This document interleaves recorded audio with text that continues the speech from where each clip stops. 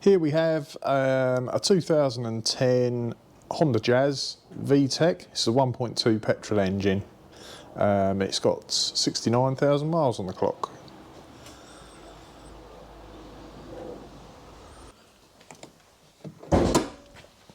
So I'm going to be doing an oil and filter change.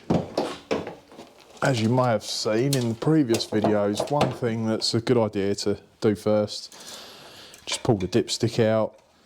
You can take the oil filler cap off as well, just to let air back into the engine as the oil's draining out the bottom and hopefully stop it glugging and splashing everywhere.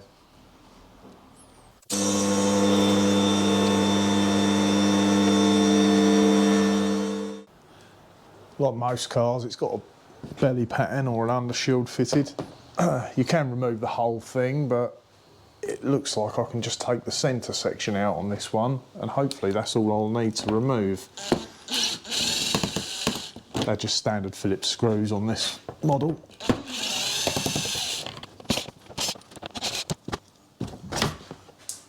That's it. Now we can access the oil filter there and the sump plug there.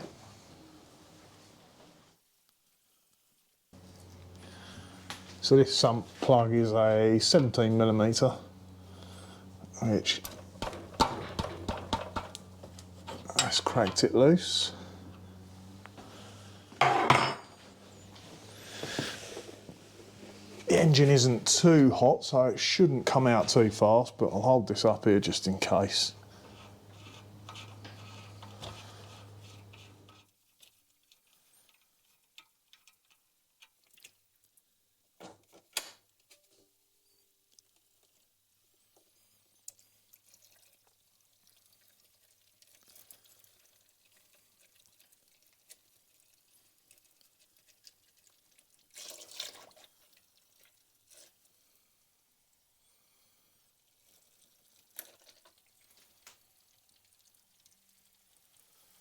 Alright, I'm going to leave that to do its thing and drain down for a little while. And I will grab my oil filter wrench and crack that loose. Okay, so we need to get this filter off next. They are only done up hand tight, but sometimes they seize a bit.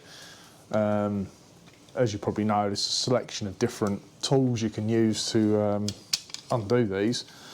I generally just use my slide grips.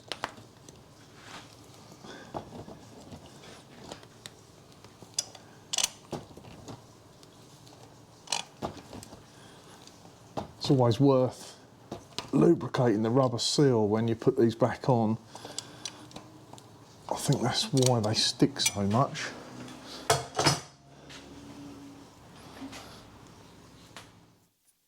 That's it, and we're going to get a bit of oil come out of there as well.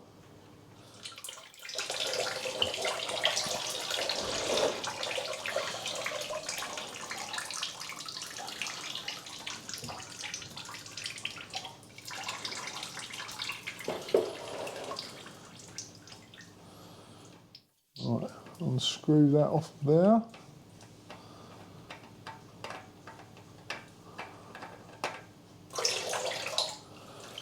I'll let that drain down for a while.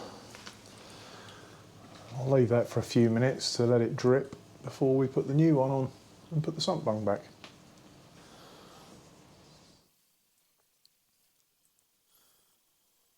Right, so it's been draining for a while now. That trickle of oil has just gone to a drip now, slow drip. Now, a little bit of engine oil on this oil seal. That's all it needs really. Pop that back on.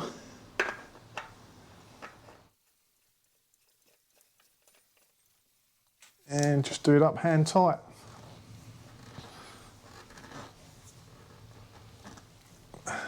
That's about it. I've got some brake cleaner here, which I'll give it a quick squirt and clean off any residue oil that's trickled all over the place. Right, sump plug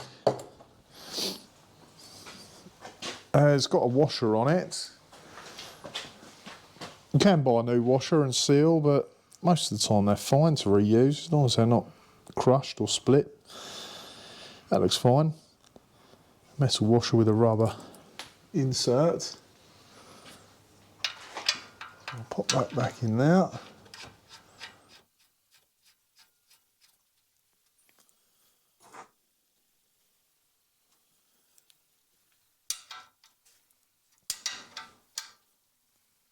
Nip that up.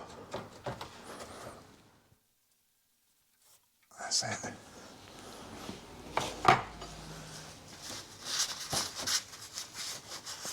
And I'm done under here, so next I'll grab this under tray.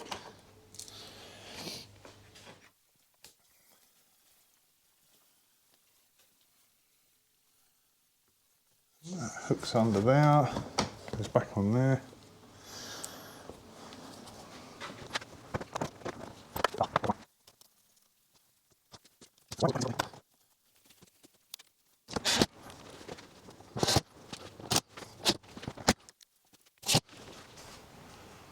I don't think it had a screw fitted there.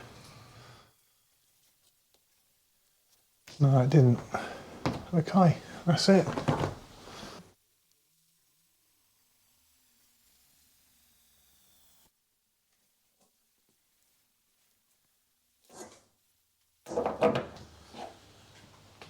Okay, so in the book it states 3.6 litres of engine oil as a fill quantity. Funnel in there. Bit awkward to get at, but that's in. Make sure your dipstick's pulled out at this point, because if it isn't, then that can glug back up through here.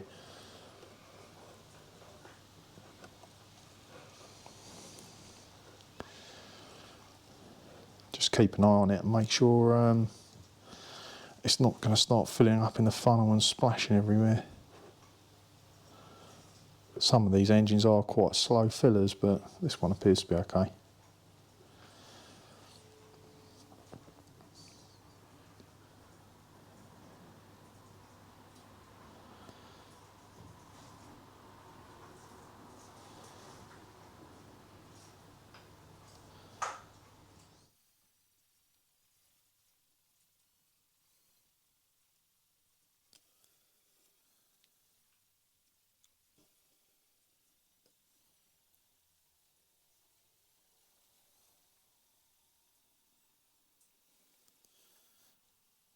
Okay, so I've gone with about 3.2 litres to start with, which is plenty to put in there.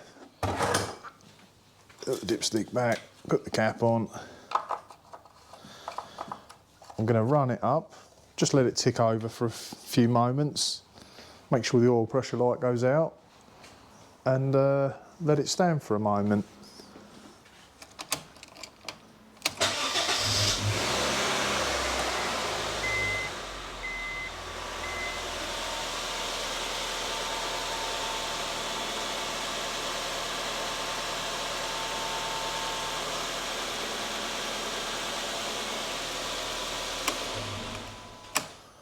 That should do. We'll leave that to stand for a few minutes, let the oil settle and dip it and see where we're at with the dipstick. So this has sat for a good few minutes now, giving the oil a chance to settle down a bit, drain down into the sump. Just going to check the level. It should be low. Yeah, it's over the minimum, but still needs a bit more to go in there.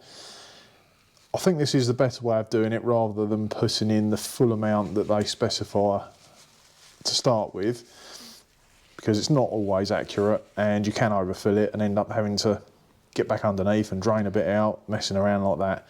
So start with a smaller amount and just keep topping up bit by bit and checking it. So I'm just going to put another, I don't know, about 0.4 of a litre or so in there.